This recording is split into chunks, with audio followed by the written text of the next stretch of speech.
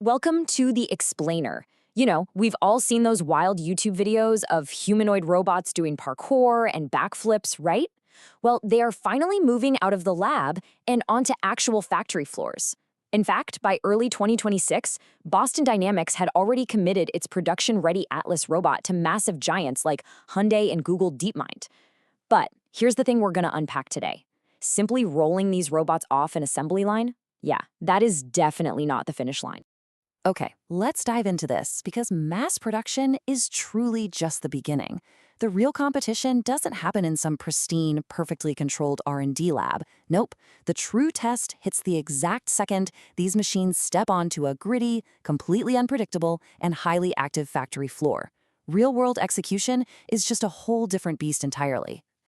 To actually survive in that intense environment, we've got an operational blueprint consisting of 5 key areas: selecting the right task, designing for uptime, building safety systems, connecting the factory, and establishing ROI. Starting right off with step 1, select the right task with a focus on process, not just placement. If you're managing a facility, you really need to stop asking, where can I just shove a robot, and start looking closely at your processes. And this brilliantly illustrates exactly what I mean. Just look at Hyundai's phased validation roadmap. They aren't throwing humanoids at their absolute hardest problems on day one. No way. They are doing this process by process. They're starting with simple, repetitive part sequencing in 2028, completely validating that before they ever even think about touching complex component assembly in 2030. It's a progressive, multi-year journey. Moving on to Section 2, Design for Uptime and Power. This is all about economic reliability, folks. Now, what's really interesting about this slide is this massive number right here. Figure reported this amazing milestone of over 1,250 runtime hours for their robots over at BMW.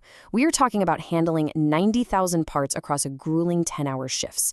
Because at the end of the day, a robot that's constantly failing and breaking down on the line is, well, economically useless. You have to strictly track charging times and intervention frequency. Relentless daily runtime will absolutely always beat a highly edited, flashy 5-minute demo reel. That brings us to our third system, build the safety system. And we are going way beyond just a giant red emergency stop button here.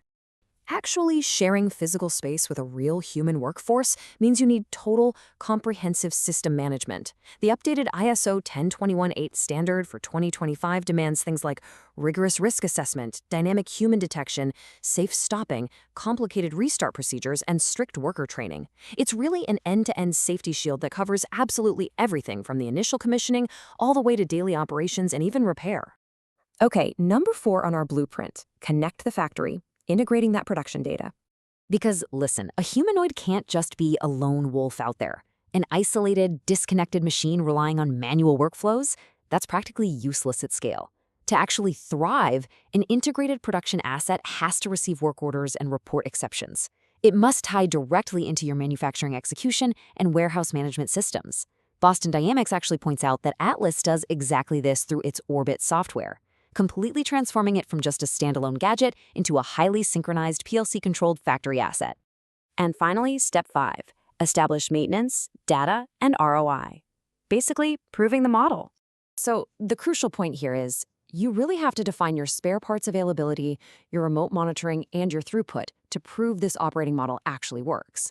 Agility Robotics did an amazing job highlighting this when they reported their Digit robot moved over 100,000 totes in a live commercial logistics workflow for GXO. That is massive. Repeatable, integrated throughput in an actual real-world workflow. That is your ultimate metric. Let's move to Launch and see how this builds a really complete picture for us. The winning humanoid is the one that can be safely installed, continuously maintained with accessible spare parts and remote support, and just relentlessly measured against these 3 pillars: maintenance, data, and ROI. You have to be tracking everything from throughput errors and human interventions all the way down to quality, labor burden reduction, and the actual literal cost per task. So before you even think about signing that massive purchase order for a fleet of humanoids, I want you to ask yourself, is the task suitable?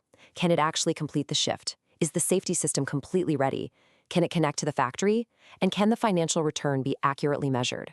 If you can't confidently answer yes to every single one of those, well, you just aren't ready. Because at the end of the day, actual factory execution, not online hype, decides the true winner in this robotics revolution. The technology is already here, folks, but the real question is your factory actually ready for it? This explainer was brought to you by Xgate AI, your scale engine. Thanks so much for joining us to break this all down and keep asking those tough questions.